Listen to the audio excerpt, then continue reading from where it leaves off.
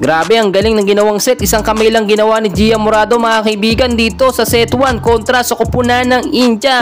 At kitang kita nyo kung paano nakipagsabayan ng bitaw na set dito ni Gia Morado para kay CC Rondina. Fit na fit nga no, at ang ganda ng palo ng Darna ng Alas Pilipinas. Eto namang si Kanino mga kaibigan, kitang kita nyo kung paano din no, nakapagbitaw ng malakas na palo dito sa set 1 na talagang very unstoppable ang Alas Pilipinas to nakita. At nakuha din ni Ea Lauri ang kanyang momentum dito nga po sa set 1 mga kaibigan. Pero eto si PP Sharma no, walang kupas talaga, dito siya nagsashine no sa international sa ABC Cup 2024. Finally mga idol, laban na nga po no, nasa pangalawang laban na tayo ng Alas Pilipinas kontra dito sa koponan ng India. At nakita nyo naman set 1 mga kaibigan, very intense po yung naging laban. Doon nasa first 6 lineup ang ating malalakas na player, si Gia Morado, PP Sharma, Ea Lauri, Kanino, Teya at CC Rondina. Nung set 1 nakita natin no, lumabas po no ang experience no, galing itong koponan ng India. Do hindi naman sila ganong katangkaran,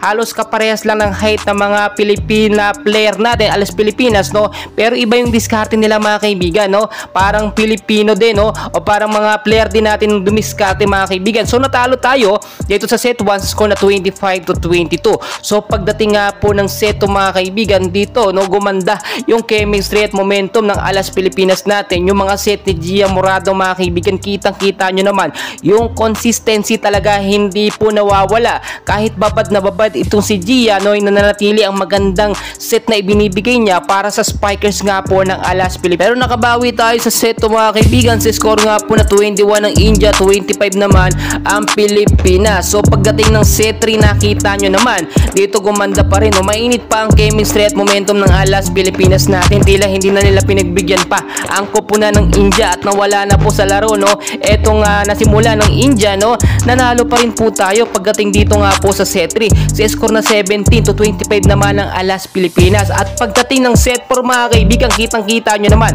early pa lamang po ng set 4 kung paano na tayo nakakalamang dito sa India. Ang ganda po, kahit minsan lang magkakasama itong mga player ng Alas Pilipinas, pero nandun po ang chemistry dahil na rin niya sa mga gandang set na binibitawan nga po ni Gia Morado. Lagi ko po na may mention si Gia Morado mga kaibigan dahil siya naman talaga ang nagdadala yung magagandang set niya para sa spikers ng Alas Pilipinas natin. So congratulations po dahil nanalo ang Alas Pilipinas natin sa kanilang determinasyon at magandang diskarte no.